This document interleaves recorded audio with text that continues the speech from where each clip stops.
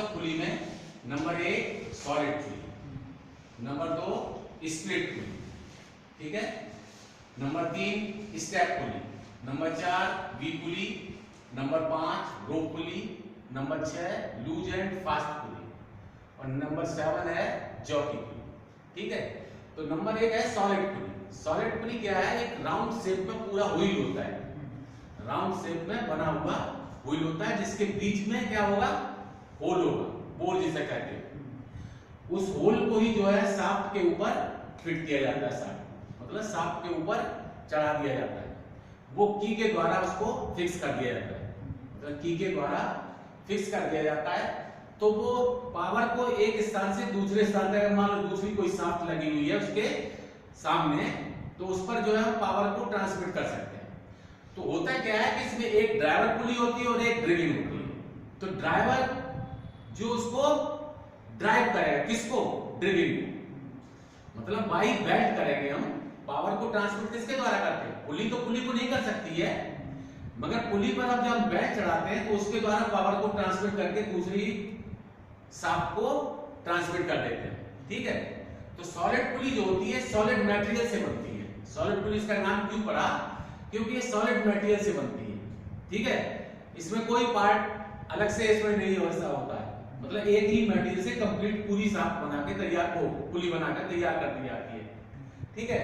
और इसकी अधिक से अधिक जो डायमीटर होता है वो 300 मिलीमीटर से ज्यादा की ये सब पुलियां नहीं मिलेंगी, क्योंकि ये अलग अलग डायमीटर की पुलियां होती हैं, मतलब 150 की भी होगी, 200 की भी होगी, 250 की भी होगी, मगर 300 से ज्यादा की नहीं बनाई जाती है, ठीक है। तो सॉलिड पुली का जो शेप है वो कैसा होता है, राउंड व्हील की तरह होती है, जिसके द्वारा हम पावर को एक स्थान से दूसरे स्थान तक ट्रांसमिट करते हैं। नंबर 2 है स्प्लिट पुली। स्प्लिट पुली का मतलब क्या है, ये 2 पार्ट में होती है, अर्थात 2 पीस में बनी होती है और दोनों पीसों को नट बोल्ट के द्वारा जोड़ा जाता है। किसके द्वारा जोड़ा जाता है, नट बोल्ट के द्वारा जोड़ा जाता है। इसमें सबसे बड़ी आसानी क्या है, इसको आसानी के साथ खोला और बांधा जा सकता है। जैसे इस पुली में क्या होता है, सॉलिड पुली के बारे में तुमने पढ़ा है, उसको क्या है, शाफ्ट के ऊपर चढ़ाना पड़ता है, और यदि मान लो कहीं बीच में ये लगी हुई है तो इसको निकालने के लिए उधर साइड की भी जो चीजें हैं वो सब निकाल कर तभी ये निकलेगी। इसको निकालना आसान नहीं होता है, लेकिन इसको निकालना बहुत ही आसान होता है, क्योंकि नट बोल्ट खोल दिए जाएंगे, खोलने के बाद दोनों पार्ट अलग हो गए, शाफ्ट से अलग हो गई, पुली जो है शाफ्ट से बड़े आसानी के साथ अलग हो जाती है, ये उसमें फर्क होता है।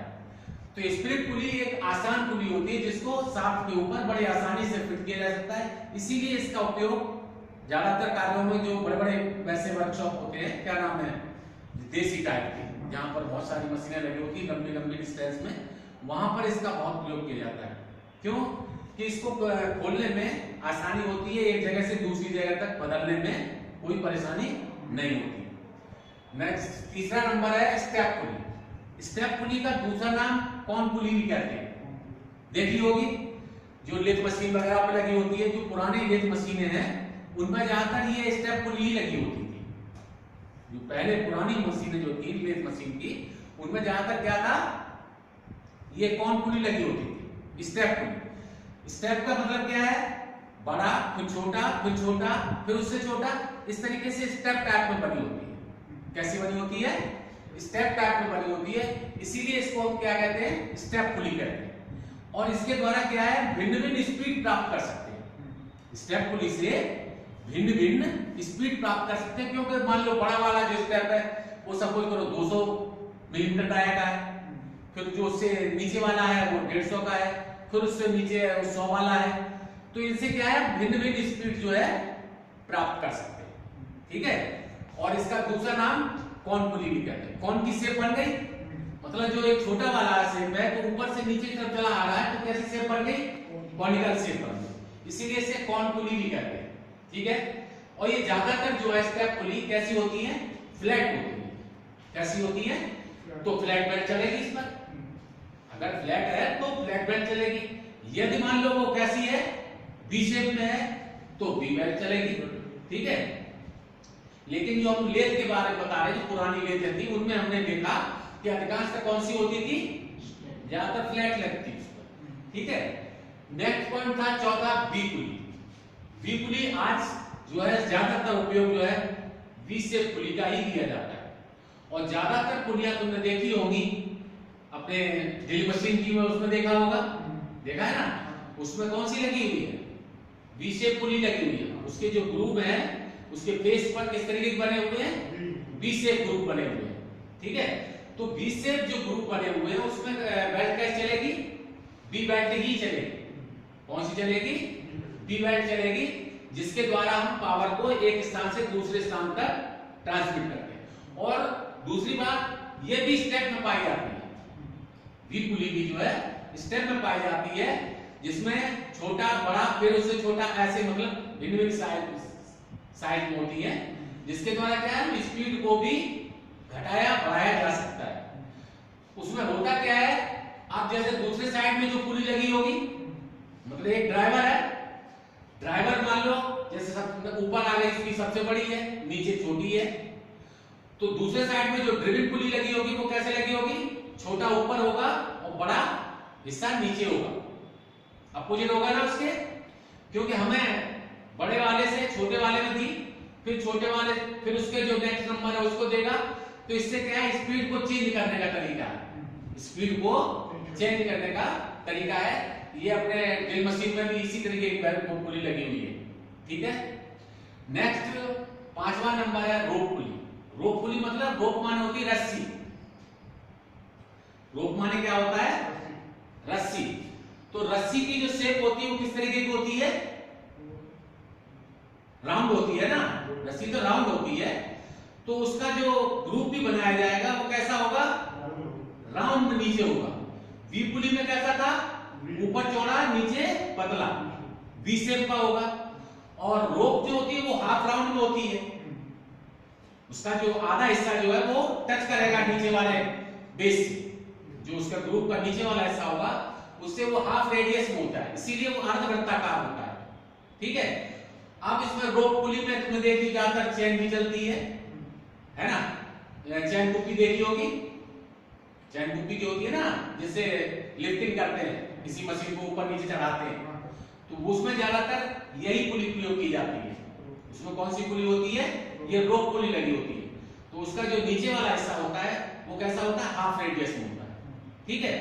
और अगर मान लो तुमने उसमें भी देखी होगी कुएं वगैरह पर, कुएं की जो मन होती है उस पर देखा होगा स्टैंड टाइप का, उस पर पुली लगी होती है, तो उसमें देखा होगा यही पुली लगी होती है, कौन सी है, रोप पुली होती है।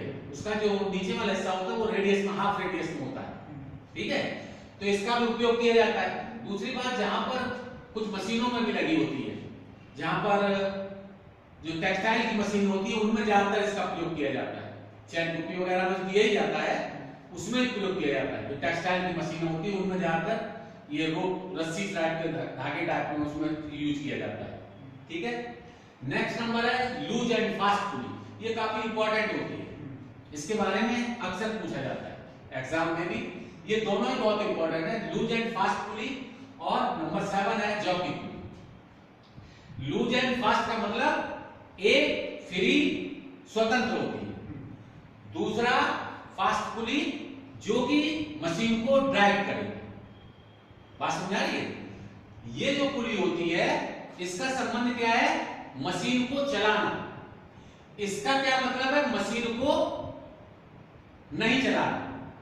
जब हम मशीन को नहीं चलाना होगा तब क्या करेंगे, हम बेल्ट को लूज पकड़ देंगे, और जब मशीन को हमें चलाना होगा तो हम उसको फास्ट पकड़ देंगे। ये क्या है, ये शाफ्ट के ऊपर फिक्स होती है। बात समझ आ रही है? इस पे जो जैसे की लगा करके ही फिक्स किया जाता है उसको। तो ये जब पुली हमको जैसे आवश्यकता हो मशीन को चलाना होता है तब हम क्या करेंगे, फास्ट पुली पर उसको चलाएंगे। और जब हमको मशीन को नहीं चलाना होता है, ये ज्यादातर उन कारखानों में यूज किया जाता है जहां पर तुमने देखा होगा बहुत सारी मशीनें लगी होती हैं, बहुत सारी मशीन लगी होती है, वहां भी देखा होगा ऊपर भी जाल बिछा होता है शाफ्टों का, नीचे जाल है। ये ज्यादातर देसी जो कारखाने होते थे जहां पर इंजन वगैरह से ज्यादातर यूज किए जाते थे।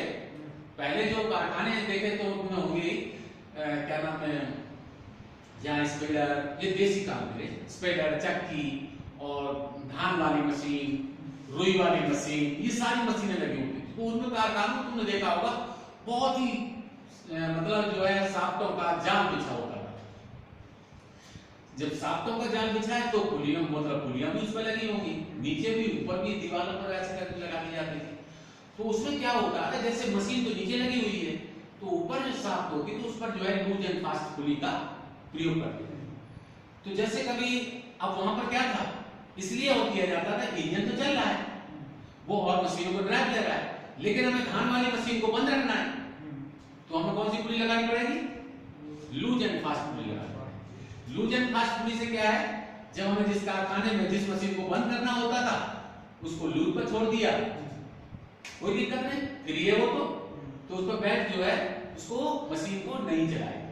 बात समझा कि ये होती थी लूज एंड फास्ट, ये डबल होती है, कितनी होती है, डबल होती है। एक लूज जो फ्री होती है, दूसरी कैसी होती है, फास्ट पुली, जिसको की पर जो है किया जाता है वो फिक्स होती है, मगर ये जॉइंटेड होती है तो, मगर केवल जो है लूज पुली जो है वो ड्राइव नहीं देती, ठीक है।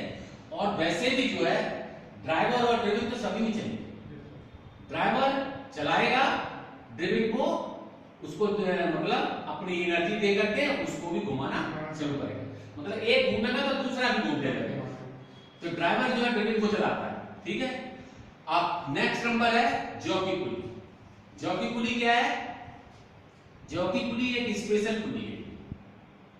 जॉकी पुली एक स्पेशल पुली है, कहीं कहीं पर ऐसा होता है जहां पर टेक्सटाइल में मशीनों की जो मशीन होती है बहुत लंबी लंबी होती है, उस पर जो स्पिंडल लगे होते हैं वो 80-80, 90-90 स्पिंडल लगे होते हैं, तो काफी लंबाई हो जाएगी। तो वहां पर ये होता क्या है कि जब हमें ऐसी कंडीशन होती है तो वहां पर जॉकी पुली का ही प्रयोग करना पड़ता है। इसका दूसरा नाम आइडलर पुली भी कहलाती है। क्या है, आइडलर। तो जब हम पुली, अब जैसे मान लो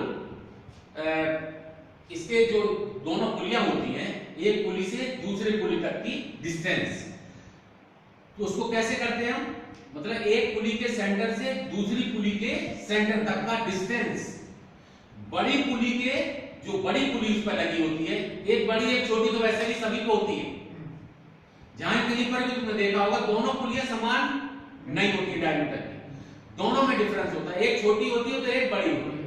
लेकिन इसमें क्या है, जो बड़ी पुली का जो डायमीटर होता है उससे 3 गुना जो होता है वो डिस्टेंस पे होनी चाहिए दूसरी पुली।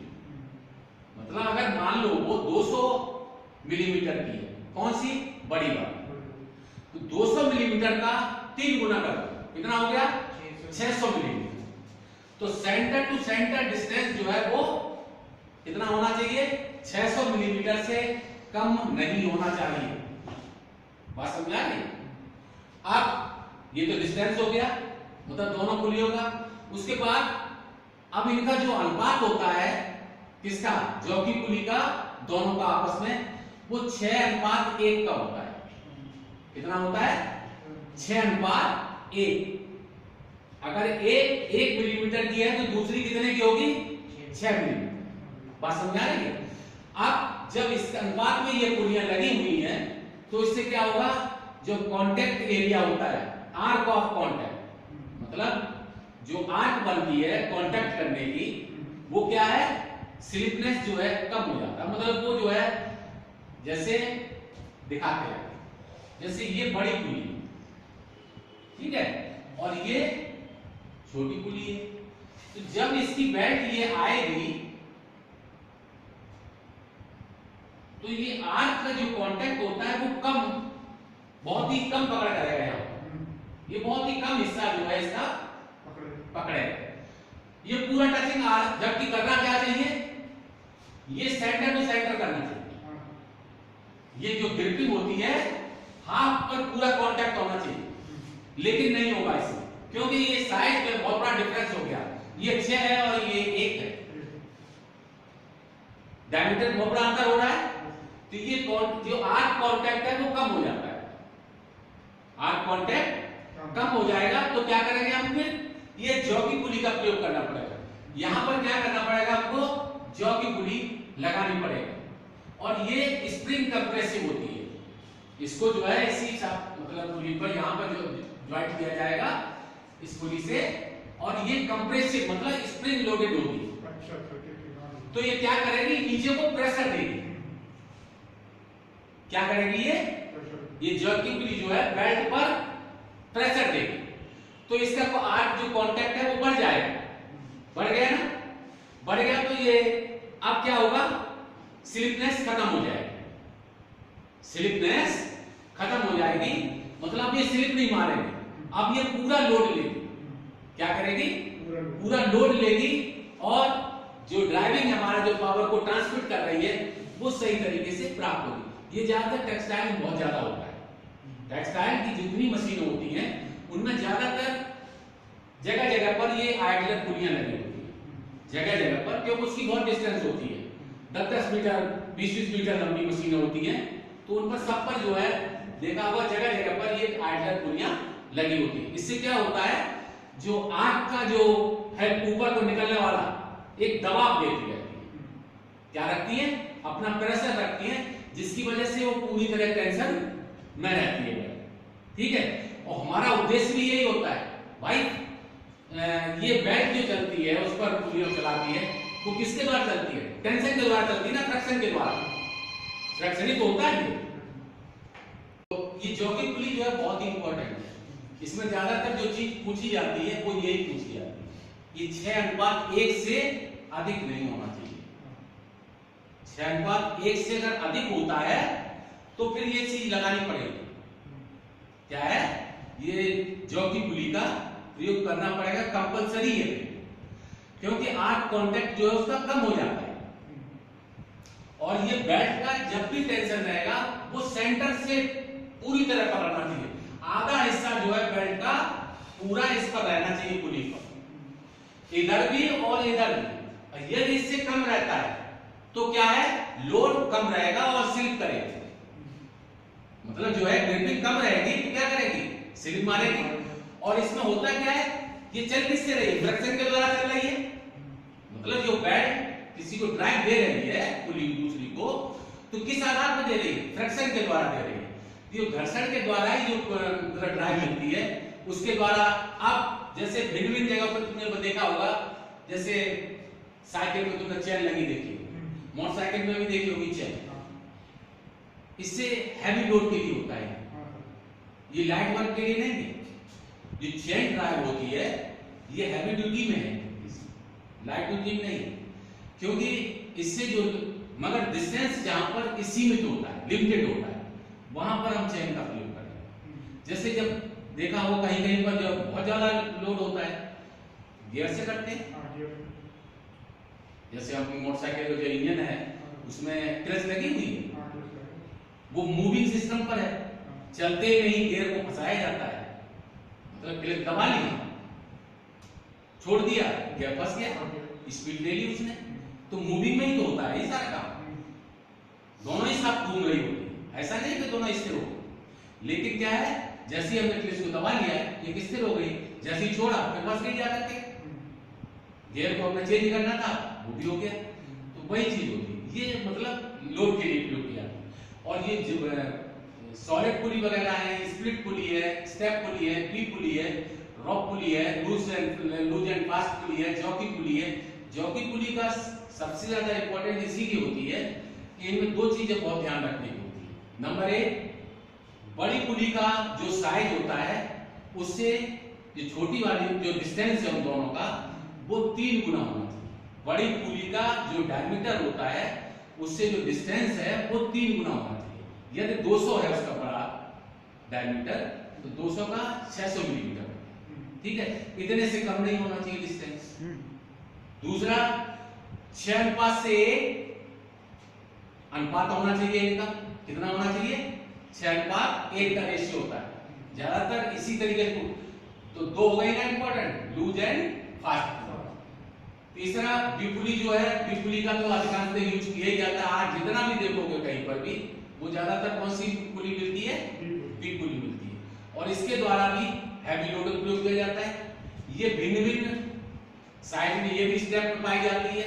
कहीं कहीं पर ऐसा होता है कि जहां पर बहुत ज्यादा लोड होता है वहां एक पुली ऐसी बनाई जाती है, कैसी होगी वो, मतलब कई स्टेप, मतलब स्टेप ना मतलब